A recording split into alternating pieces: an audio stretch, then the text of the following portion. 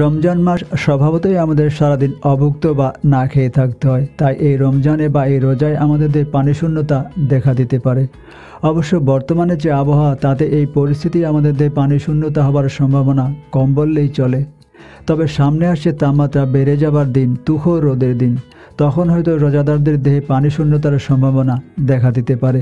তবে যারা কায়িক পরিশ্রম করেন তারা অনায়াসেই পানিশূন্যতায় পড়তে পারেন। তো এই রোজার কারণে পানিশূন্যতা এড়াতে আপনাকে তরল খাবার, সেই সাথে পর্যাপ্ত পানি পান করতে হবে। এই জন্য আপনাকে যা করতে হবে তা হচ্ছে ইফতার থেকে সেহরি পর্যন্ত সময়ে আপনাকে এমনভাবে পানি এবং তরল খাবার খাওয়া চালিয়ে যেতে হবে যাতে 24 ঘন্টায় আপনার দেহে পানির চাহিদা মিটে যায়। তবে এই পানি আপনি একবারে না খেয়ে আপনাকে খেতে হবে ধাপে ধাপে।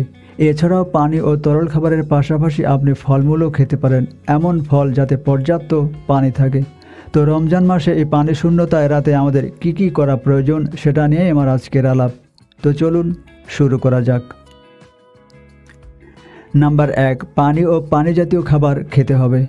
স্বাভাবিক পানি তো খাবেনই, নানা রকম ড্রিঙ্কসও খেতে পারেন। আপনি যদি লেবু পানি, ডাবের পানি, চিড়ার পানি, শরবত, দুধ, স্মুদি, মিল্কশেক এসব খেতে পারেন, তাহলে আপনার পানির চাহিদা মিটে যাবে। আপনি চিয়া সিড, তোকমা দানা দিয়েও ভেজানো পানি খাওয়ার অভ্যাস করতে পারেন। তবে একবারে অনেক বেশি পানি কিংবা পানীয় না খাওয়াই উত্তম। ভরা পেটে পানি খেলে অস্বস্তি হতে পারে, তাই রয়ে সয়ে খেতে হবে। রাতের বিভিন্ন সময় পানি কিংবা পানীয় আপনাকে খেতে হবে। একটা ব্যাপার মাথায় রাখবেন, খাবার গ্রহণের 15 থেকে 20 মিনিট পরে আপনি পানি বা পানীয় খাবেন। নাম্বার 2, অন্যান্য যে খাবার খেতে হবে। ইফতারের সময় আপনি ফলের সালাদ খেতে পারেন। রাতের বেলা সম্ভব হলে 2-1টি আস্ত ফলও খেতে পারেন। ফলের ভিতর আপেল, নাশপাতি, পেঁপে, আনারস, মাল্টা, কলা প্রভৃতি এই জাতীয় ফল খাবেন। খেতে পারেন শসা ও টমেটো। ভাতের সঙ্গে রাখুন যে কোনো তরকারির ঝোল। লাউ, কাঁচা পেঁপে বা চাল কুমড়ার তরকারি খাওয়া উত্তম। এছাড়াও তরল খাবার হিসেবে আপনি ডাল খেতে পারেন রাতের খাবার বা সেহরির খাবারের সময়। নাম্বার 3, যেসব পানীয় এড়িয়ে চলবেন। যে কোনো পানি বা পানি মাত্রই যে আপনার দেহে পানির ভারসাম্য ঠিক রাখবে, ব্যাপারটা কিন্তু তা নয়। যেমন আপনি ক্যাফেনযুক্ত পানির কথাই ধরুন। এসব পানীয় খেলে আপনার প্রস্রাবের পরিমাণ বেড়ে যাবে, অর্থাৎ আপনার দেহ থেকে পানি বেরিয়ে যাবে। ফলে চা, কফি, কোমল পানীয় ও চকলেট মিশ্রিত পানীয় এড়িয়ে চলাই আপনার জন্য ভালো। তবে যারা চা বা কফির প্রতি নির্ভরশীল, তারা চা, কফি একবারেই বাদ না দিয়ে হালকা একটু আধটু ইফতারের সময় খেতে পারেন।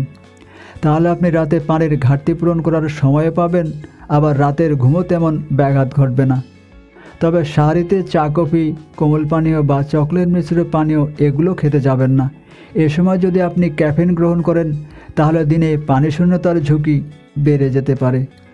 তবে কোনো অবস্থাতেই ইফতার থেকে সেহরি যে কোনো সময় হোক বেশি পরিমাণ চিনি মেশানো পানীয় না খাওয়াই ভালো, কারণ এগুলো আপনার প্রস্রাবের পরিমাণ বাড়িয়ে দিতে পারে, ফলে বেড়ে যেতে পারে পানিশূন্যতার ঝুঁকি।